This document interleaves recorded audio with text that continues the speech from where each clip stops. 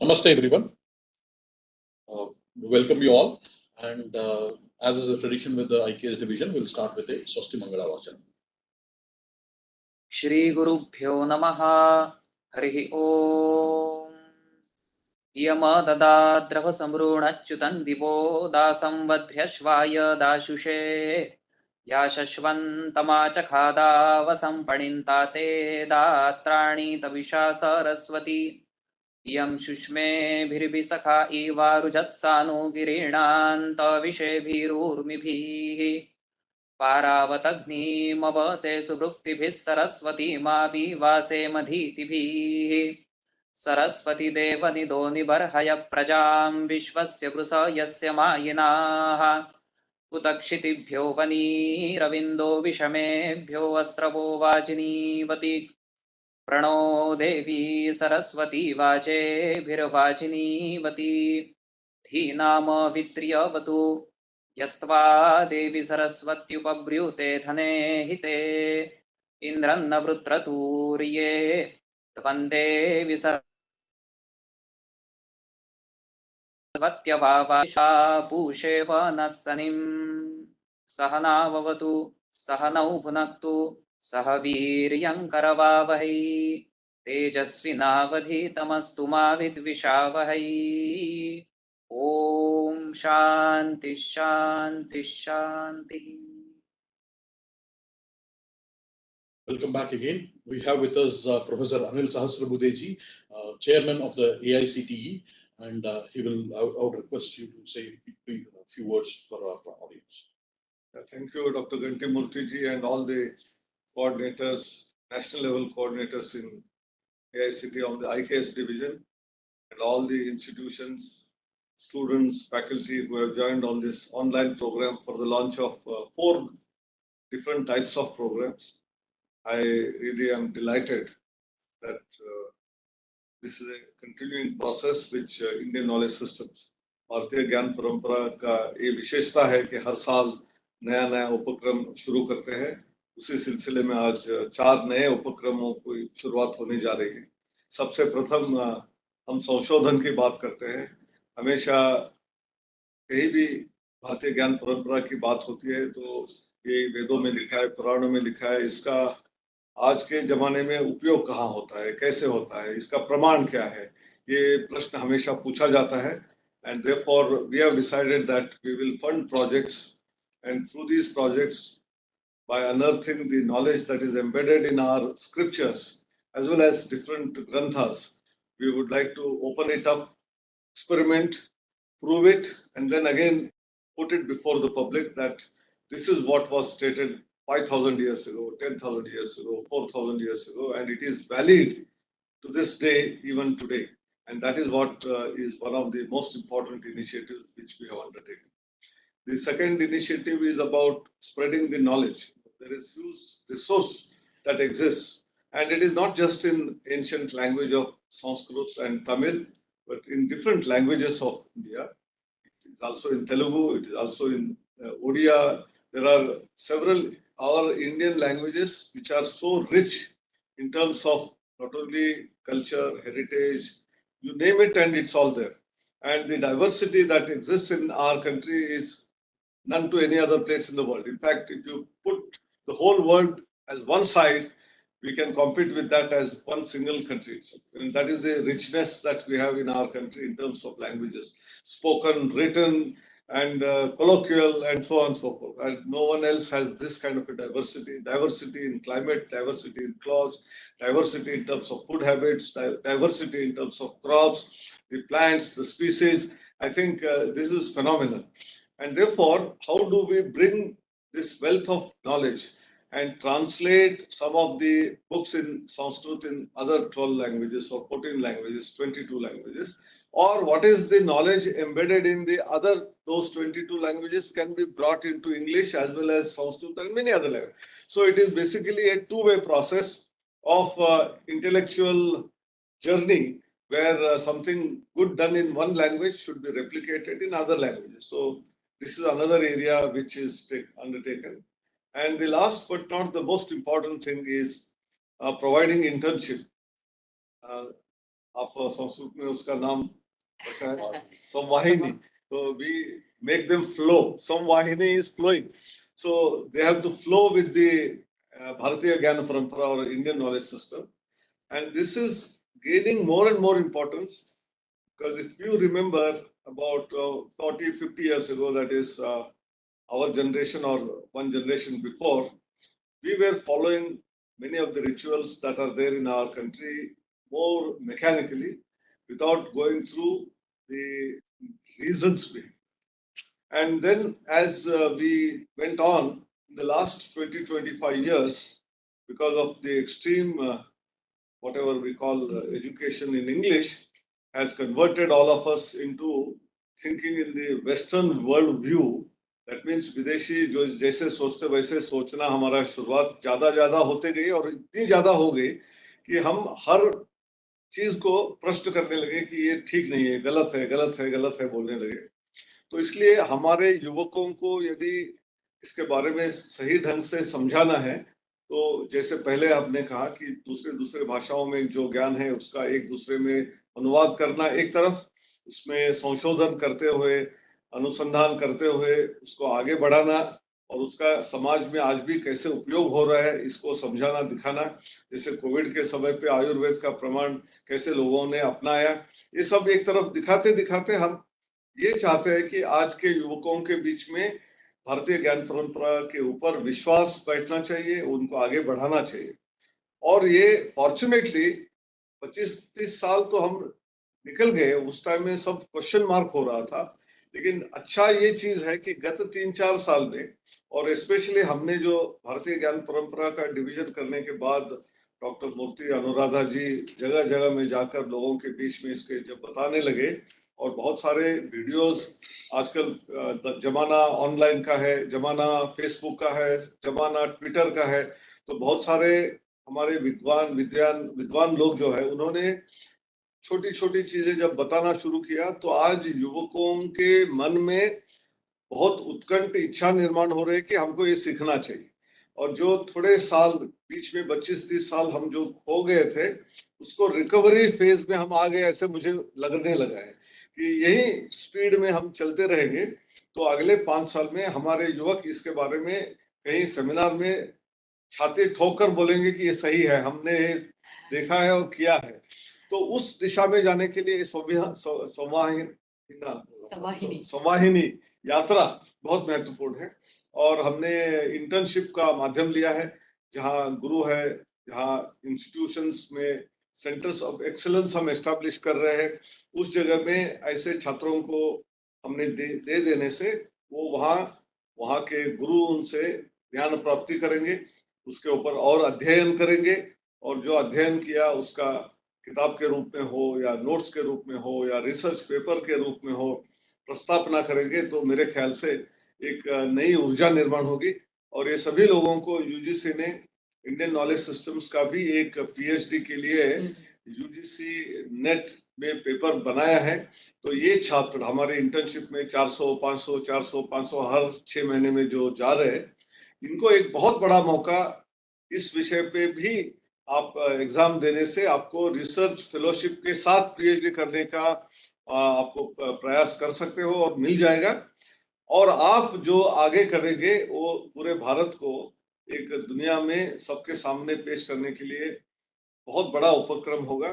And I'm sure and confident that these students, when they do their PhD, postdoc, produce research publications, the whole world will recognize the ancient wisdom that we had and how it is connected to the modern world. It is not that it is only ancient and therefore outdated, but it is as relevant in those times as today, and how it can be taken forward for the solutions of the mankind, be it for the environment, sustainable development goals, for ecology, for diversity, or for any modern tools that are being developed in computer programming, languages. Everywhere we can make use of this rich wisdom, knowledge that we have.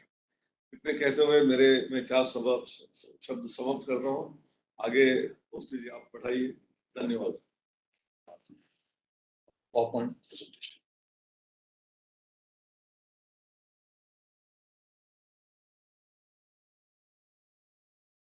Namaste everyone. today we are जैसे professor Anil Sahasrabuddhe जी ने बोला था, आज हम 4 नए उपक्रम की घोषणा करने वाले हैं और ये इंफॉर्मेशन सेशन है और इसके बाद हम लोग हमारी टीम हर भारत के हर कोने में जाकर आप लोगों से साक्षात मिलेंगे, लेकिन ये एक इंफॉर्मेशन सेशन है आपको पहले से बताने के लिए कि हम आ रहे हैं और ये सब प्रोग्राम्स हमारे डिवीजन कर रहे हैं। तो basically, when we talk about Indian knowledge systems, this is essentially rich heritage and knowledge created and acquired by Indians over several millennia in the Indian subcontinent. क्योंकि आजकल जब IKS बोलते हैं तो बहुत सारा उसके अंदर आ जाता है, तो we want to define that kind of that way. That where does this Indian knowledge exist? Systematized knowledge in shastras, manuscripts, which have a foundational theory, have a lot of commentaries written on it, and there is a tradition, continuous tradition of textual exchange, scholarly exchange. That is essentially the systematized knowledge. Ayurveda is a very good example of systematized knowledge. And then there are, in addition to that, there are traditional knowledge which are equally important, like many of the oral traditions that we have, folk songs, stories, arts, traditional skills and handicrafts. These are all repositories of traditional Indian knowledge, and we consider all of this to be part of the Indian knowledge system. So essentially it is anything that any Indian in India has developed, created, curated, any knowledge pertaining to any discipline, that essentially is what is Indian knowledge system. And the division's vision and mission is to promote interdisciplinary research. As Professor Sahasrabudhe was saying, we are here to not simply say we were great in the past, but the important thing is to see how can we solve today's and tomorrow's problems using this wisdom that we have accumulated over the last 5,000-10,000 years. So it is to promote interdisciplinary research on all aspects of Indian knowledge systems, and also to preserve and disseminate this Indian knowledge systems for further research and societal applications. So the whole idea is how can we take it for further societal applications and relevance in today's and tomorrow's world. And these are the 4 yojanas that we have, prakalps that we have. The first one is Bharatiya Jnana Samvardhana Yojana, which is essentially an outcome-based research proposal program. We are into currently, this is the 3rd edition of a research proposal program that we are announcing today. And we have already have 2 announcements that we have made, and we have funded them. 36 proposals from all over the country have been funded through that program. And then Bharatiya Jnana Samposhana Kendram. This is essentially a program for creating institutional capacity in various institutions. So we are essentially establishing IKS centers. And because right now we have a national imperative where we are talking about the new National Education Policy 2020 and its implementation phase, as our Honorable PM Narendra Modi ji has also said, we are also as a division working towards fulfilling that and implementing the NEP. So there are 2 versions of this Bharatiya Jnana Samposhana Kendram, Proposal 1 and Proposal 2.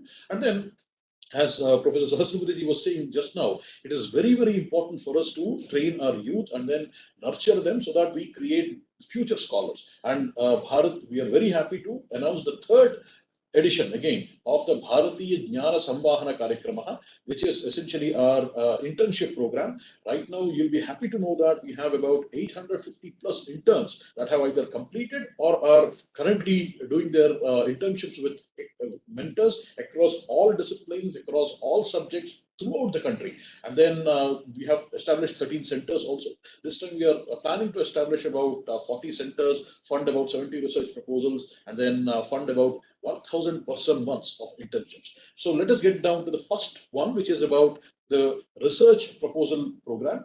And as with anything else with the IKS division, we are always focused on outcomes. We always want to see what is the outcome of the research and understand its relevance. So essentially, this outcome-based research proposal program, the goal is to make this catalytic grants that will encourage original, serious, and very deep scholarly research into the Indian knowledge systems and rejuvenate IKS research in India. So we keep talking about how the IKS research and the research traditions of India have been damaged by Britishers and colonial imperialists and all that. But essentially, this is a time to stop that and then take charge as a country, and then we take it forward. So we are here to take it forward from the IKS division, and that is what this program is about. The proposals for this program will be due by 30th of October. The awards will be announced by end of November, and within a month we'll be able to make the funding also available in the middle of December. So essentially, by the time you submit your proposals on October 30th, within 45 days, we'll try to make sure that funding is available. So because you cannot delay research in any sense. And then the progress reports will be due by July 1st, and then 6 monthly progress reports, and then there will be a midterm review of the project. And then the final project report will be due by 31st of December 2024. So essentially, these are 2-year projects where we are going to fund serious, deep scholarly research. Next slide, please. And who are eligible for this program? Faculty members in any government recognized education institutions, scientists from any government funded labs, NGOs, trusts, foundations, they're all eligible to apply.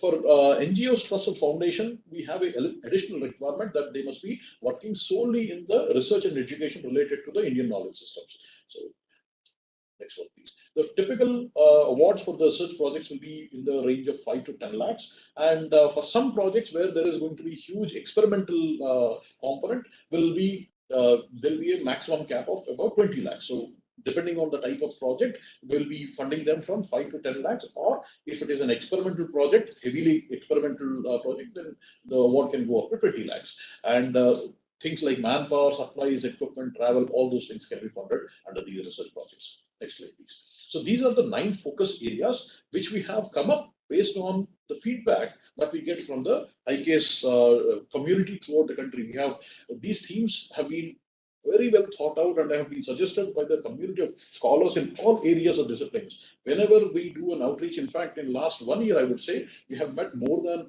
2,000 scholars across the country, and we have anytime we go and meet, we ask them what are the areas that need to be researched. And these are the 9 areas that we have, that the scholars have suggested us, and we are focusing in this round of proposal. For example, the mathematics and astronomy, metallurgy and material science and technology, chemical science and technology, health, wellness and consciousness studies, political and economic thought, economics and foreign policy, sustainable agriculture and food preservation, IKS approaches for management of water resources, architectural engineering, Vastu and Shilpa Shastra, and then new universal sociological models based on emic perspective.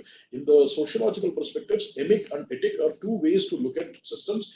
Emic is the insider's view, and etic is the outsider's view. So emic perspective here refers to how would India and Indians define and look at their sociological models, and then how do we come up with those things. That is essentially, there is a need for an Indian narrative, Indian thought-based narrative, and that is what that 9th research area is all about. Next slide, please. Then in terms of what do we expect, only 2 proposals can be submitted as a PI or a co-PI from one person, and it has to focus on only one area because this is for deep scholarly research, and the research should be original and innovative, and it should lead to solutions of current problems. One more thing, in the IKS division, you can submit your research proposals in any of the 22 Bharatiya Bhashas or English if you wish. And also, we have a mandatory requirement. This is a new requirement that we have this time, that the team must have at least one person who can be a PI, co-PI, or a collaborator who should be able to read the primary text that this related to the IKS area that this team is going to research without the aid of any translations. Because one of the things that have been a problem is that many translations have been mistranslated from the originals, and therefore there is a need for people who can read it and understand it in the original context. So whether we talk about a Pali text or a Prakrit text or a Tamil text or a Sanskrit text, they should be able to understand it by reading it. So that is 2 proposals per institute or 2 proposals by a PI? By API. Institute wise? There is no limit. There is no limit on number of proposals that can be submitted by an institution. This is 2 proposals per one PI. So a PI, a researcher, can submit 2 proposals maximum. So here in all of this program, the institution takes a backseat, and it is the researcher who is in the focus in all of the research proposal program. Next one, please. And what do we fund? We essentially fund research that leads to solutions to current societal problems and interdisciplinary research that will integrate IKS with the modern disciplines in a comprehensive way, and high-risk proposals that are unlikely to be funded by other agencies, and proposals with clear, objective, and measurable outputs. Next slide, please. So ones who are likely to get from DST DBT, we will not consider. So that should be very clearly told.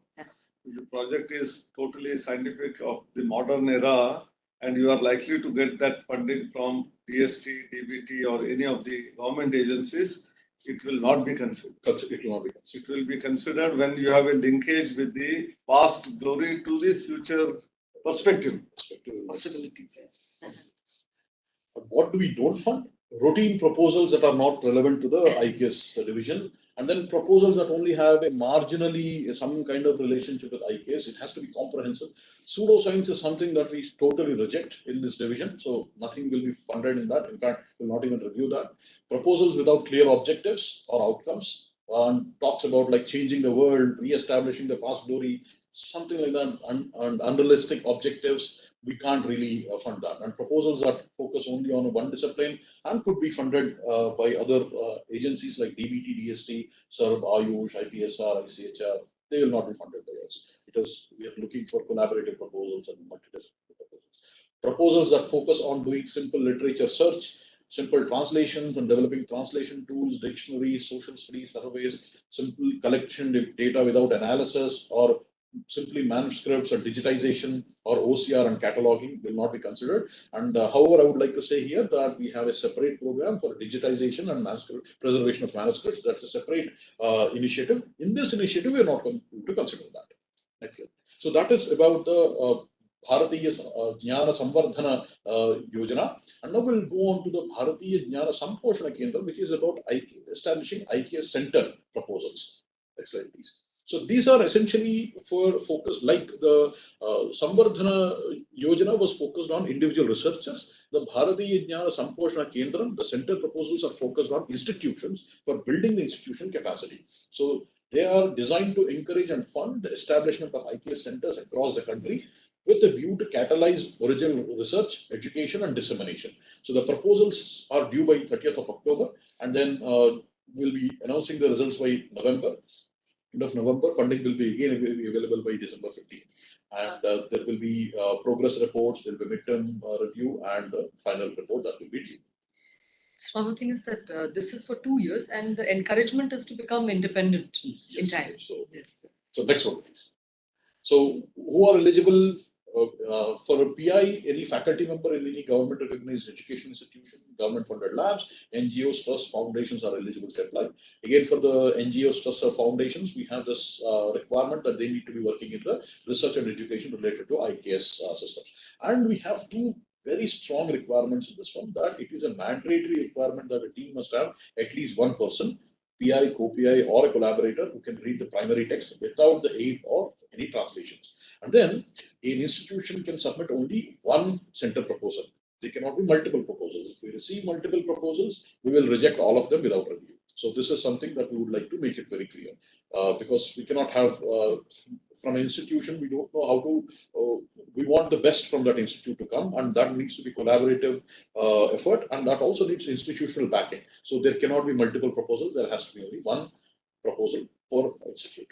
And researchers who have been funded by IKS division through the research proposal program or center program in earlier rounds, they cannot apply as PIs or co-PIs. They can, however, be collaborators. So the reason why we have put this requirement is we want more capacity to be built. Again, this is a capacity building exercise. So we want more people to be involved. And the funding levels are from 20 to 40 lakhs per center distributed over 2 years. So per year, we may fund anywhere between 10 to 20 lakhs per year. And that can be for manpower, supplies, equipment, and travel. Next slide. These are the 18 focus areas of the IKS centers. And where can this knowledge come from? It can come from Chaturdasha Vidyasthanas, Vedas, Upanishads, Darshanas, or it can come from any of the tribal traditions, or it can come from any bhasha. It can come from Sanskrit, Pali, Prakrit, Tamil, Telugu, Odia, Assamese, Nagamese, or it can come from any bhasha essentially. And it has to encompass these different focus areas, which are all, again, we'll be giving you all of this in a very detailed document, but these are 18 focus areas for the IKS centers. And next one, please. So the conceptual framework of an IKS center is, out of those 18, 2 to 4 thematic areas must be chosen, and every IKS center has 3 pillars. The first one is interdisciplinary research into 2 to 4 thematic areas. That is the first pillar. The second pillar is the education and mentoring component. And the third one is outreach and dissemination. So all 3 parts are very, very important for a center, and a center proposal must focus on all 3 of these things. You cannot simply have a research only or a education only proposal. A proposal must have all 3 in a balanced way. And the idea is that this research should lead to products and practical products and practices, and it should involve younger students, younger faculty with an aim to train and nurture next generation scholars, and also outreach to the general public must be there. And the whole idea is that once we fund it for these 2 years, the idea is some of these will become centers of excellence in at least 1 or 2 of the thematic areas that they're doing research. Because we understand as academicians ourselves that when we do research, it is not necessary that all of them will succeed. And so we understand that, and therefore we ask you to please focus on 2 to 4 thematic areas. Next slide, please. And what will we fund? Something centers that focus on all 3 pillars, interdisciplinary research, again, high risk proposals that are unlikely to be funded by other agencies, clear objectives and measurable outputs. Next one, please. And what do we don't fund? Pseudoscience, routine proposals that are not relevant for IKS vision, marginally containing IKS knowledge in them, without proposals without clear objectives or outcomes, proposals with unrealistic objectives, and proposals that do not have all 3 pillars of IKS centers. We do not fund them. Next one, please. And then this is a collaborative program between the IKS division and the Bharatiya Paksha Samiti, essentially to support the implementation of the NEP 2020. This is also a center proposal program with different objectives. So the Bharatiya Jnana Samposhna Kendram 2. Excellent, please. So the main purpose of this program is to establish these centers which will help in NEP 2020 implementation at the national level. What are things that are required? We require authentic source materials. We need course materials. We need to deliver courses and disseminate the content that is created in the domain of Indian knowledge systems into various Bharatiya bhashas. So for us in this program, the focus is not primary research, but the goal is to fund secondary research, education, and outreach programs in various Bharatiya bhashas. We are planning to establish about 22 centers, for 1 center for each of the Bharatiya bhashas that are there in the 8th schedule of our constitution. Can the same institute apply for the second Kendra also? No. So an institution cannot apply for, it can apply for only 1 center proposal. It cannot be, No. they'll have to choose. One of the bhasha and one of that is also not. That is also not that clear. That is also, yeah. And again here, the deadlines are, please note the deadline, September 30. Not October 30 for this. We have a shorter deadline because NEP 2020 needs to be implemented faster. So we'll again, and then the other will announce the awards and all by November, and funding will be available in December. We'll go forward with it. So these centers, because the scope of work is different, the kind of incentives are also different. The fund or a center will be in the range of 5 to 12 lakhs per center, distributed over 2 years. And the maximum that will fund a center in this range is about 15 lakhs. Unlike other basically proposals, here the principal investigator will be paid an honorarium of 1 lakh per year. And in the case of co-PIs and collaborators, they will get about 50 up to 50,000 per year as a honorarium, because there is a significant amount of work that will be required that requires their involvement. So therefore, there is an honorarium. And the honorarium will be released only after the completion of all the deliverables of the project. What are the deliverables of the project? Who can apply? Again, next slide, please. Yeah. Faculty members, again, in any government institute or NGOs, they all can apply. And the requirement is that the principal investigator must be fluent or expert in at least 2 Bharatiya bhashas, and the team must have at least 2 people, PI, OPI, or collaborator who can read the primary text without the aid of any translations. Earlier ones, we had one requirement of 1 person in the team. Now we have 2 persons in the team who need to be who need to read the primary text. And then again, just like the previous one, an institute can submit only 1 IKS center proposal. And researchers who have been funded by us previously, they are not eligible to apply as principal investigator or co-principal investigators. Primarily, again, because this requires a heavy involvement, and we do not see how all of we do not want to overburden our PIs. So, but then they can participate as a collaborator. Next slide, please. And what are the requirements? So each center for every year, they should be doing preparing at least 10 booklets of 100 to 150 pages on an IKS related topics based on the regional language sources. They must be prepared and they must be also be translated and made available in Sanskrit and English for wider national level dissemination. So the whole idea of this is, let's say there is a text in Tamil that needs to be basically written about in about 10 to 15, 10 booklets. And then that also needs to be translated into Sanskrit and English so that we can take that to a student in Nagaland or in Ladakh. And they also can learn about this great things that are there in Tirukkural. So that is the whole point of that one.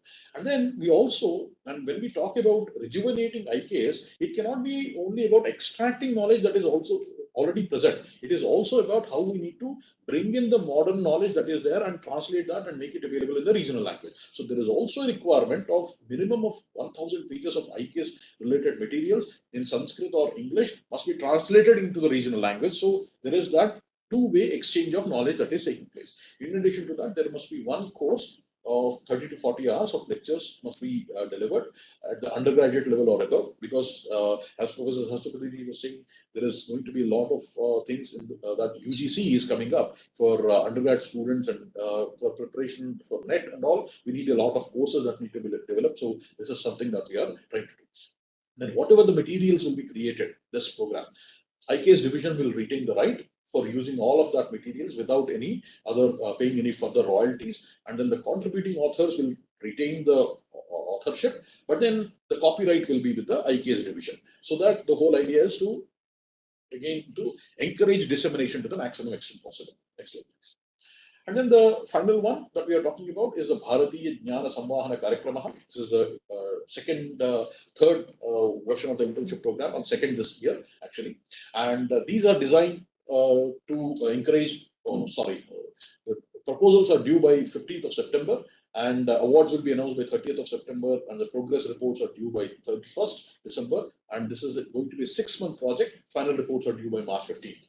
And next one, please. So the whole idea of these internship proposal programs, these are going to be led by an organization, institution, and who are working in Indian knowledge systems or interested to work in Indian knowledge systems. And the PIs can be faculty members or, again, just like what we had earlier. And here also we require the PI to be fluent in at least 2 Bharatiya Bhashas. Institute can submit only one IKS center of this proposal, internship proposal. The idea here is that the interns will get about 10,000 rupees per month, and we can fund up to 120 person months per project. And principal investigator again will be paid an honorarium of up to 1 lakh per year, or 0.5 lakhs per year for co-PIs. And the honorariums will be released only after the completion of all deliverables of the project. Next slide, please. So what do we expect from this internship program? Essentially, this is for organizations to host the interns so that they can involve them in IKS projects with clear deliverables. And the whole idea for this program specifically is to support the implementation of NEP. How do we do that? Again, creation of course material. There is a requirement for creating a lot of digital media, multimedia resources, hands-on activities, material for preparation of curriculums of school education and undergraduate education. So we want the organizations to involve students in creating the materials that are required. And that is why these internships are being proposed. And what will be the format and length of the internships? We have left it to the institutions. They will decide based on their requirement. And it can be anywhere between 1 month to 6 months. And these are something that we are looking for, but we are open to other project ideas, again, with the aim to support the implementation of the NEP 2020 for the IKS project. And I'll just go over briefly the review process that we are going to conduct for all these proposals. It will be a 3-phase review, where in the phase 1, we'll do shortlisting of proposals, and then we'll do a deep review in phase 2, and there will be a panel presentation in phase 3 for the centers program and the research proposal program. And we will rank them by merit list, and then based on the geographical distribution by merit, we'll try to select the proposals. Next one, please. So in the phase 1 shortlisting, we'll look at whether it is relevant to IKS mission, whether it integrates IKS in a comprehensive way, or if it is interdisciplinary research. Then it will go to the phase 2. Next slide, please. And then in phase 2, we look for intellectual merit, broader impacts, and then whether it is integrating that interdisciplinarity at a very core level, that is something that we will look for. And then it goes to the final presentation to a panel where the PI will be able to present it and will rank it by merit list and then distribute them based on the geography and by merit and everything, and we'll be selecting them for funding. And the whole idea is in all of these proposals, you can submit them in any Bharatiya Bhasha, 22 languages that are there in the Schedule 8. And even the panel interviews will also be conducted in Bharatiya Bhashas. So you are free to, please, you are encouraged to use Bharatiya Bhashas to promote the highest level of interdisciplinary research in this country through the IKS division. With those things, we come to an end of the information session, and you'll be hearing more from us. And you always can visit the iksindia.org or IKS division's website, and we'll be posting that information. And we'll also be coming to a city near you and talking to you directly. With those things, namaste everyone. Have the students joined? Actually, those are likely to be interns. No, sir. No, This is now for only because then they will be able to deliver things much better. And of course, we are keeping that regular program that is also on. That will also be there, but this is in addition for the. So my only appeal to all the organizations who have joined on this platform today, and those who are going to apply for providing internship opportunities in your institutions, for them, I would like some of your faculty should start working on areas where you can give right kind of problems, right kind of challenges to our young students who will come as interns. Our experience in Smart India Hackathon has been that you give a challenge and students read on their own from internet and somewhere else and then come out with some very bright and innovative solutions. And that is to be made use of to link the ancient wisdom to the modern day world. And that's where for school education, creating content, whether it is video content or audio content, in some comics, we are today talking about AVGC, audio, visual, gaming, and comics. All of these are very, very catchy for our young students. And if through that medium, through the medium of AVGC, if you are able to make interesting content, their inquisitiveness will enhance multifold. By just giving lectures in a classroom, students today are not interested. They need to have some action, and that action maybe through a video, through a game, through a comic, they get attached and then start looking at it. And that's how, what is that, Bhima's Chota Bhim has become so popular. So we need to create intellectual content in the form of something similar to Chota Bhim, attracting the student, be it physics, be it chemistry, be it Indian art, music, dance, drama, all of that. How do we make it happen in a manner that students get engaged? And then many of them will take up the studies in those domains. That is the challenge, and our institutions must start doing their groundwork now itself. And just because you mentioned the Smart India Hackathon, I'm very happy to let you know that in Kerala, the IKS problems that we gave, the student came up with some wonderful solutions where now they're developing apps where you can point your camera to an inscription in a fort or a temple, and you'll be able to see what is that saying in your phone. And then they're also developing some apps where you can actually speak in any Bharatiya Bhasha. And then let's say I'm speaking in Telugu here, and if you are a person from Maharashtra who understands Marathi, you'll hear it in Marathi. And then they're also coming up with an app where, just like imagine a WhatsApp where you are typing in your mother tongue, and the person on the other hand will see in his or her own mother tongue. And they've actually demonstrated that in the Smart India Hackathon, and we're so happy. So tapping into the creativity of temple inscriptions, they are sometimes in Sanskrit, Pali, Tamil, and all that. Many of us don't understand. And I have given a challenge that even the script which is used in Harappa and Mohenjo-daro, if you are able to decipher and then get it, I think that would be simply great. That will go back in history, maybe 5,000 years ago, whatever was written in the form of pictography. तो बहुत करने के लिए हमारे पास समय कम है, लोग भी कम है, उनका पूरा इस्तेमाल करते हुए आगे बढ़ना है. ठीक है, धन्यवाद. So we'll finish off with a Swasti Mantra. श्रीगुरुभ्यो नमः। हरिः ओम्।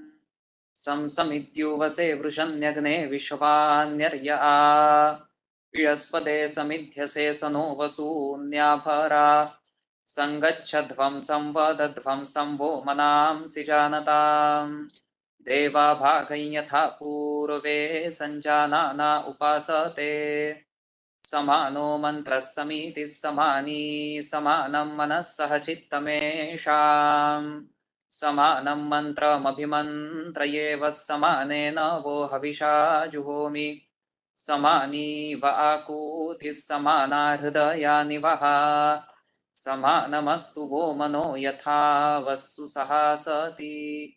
ॐ शान्ति शान्ति।